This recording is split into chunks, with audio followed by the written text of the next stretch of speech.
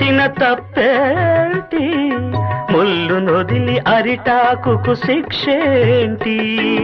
తప్పు నాది కాదంటే లోకం ఒప్పుతుందా? నిప్పులాంటి సీతనైన తప్పు చెప్పకుండా. అది కథే కదా, మన కథ నిజం కాదా? అది కథే కదా, మన కథ నిజం కాదా?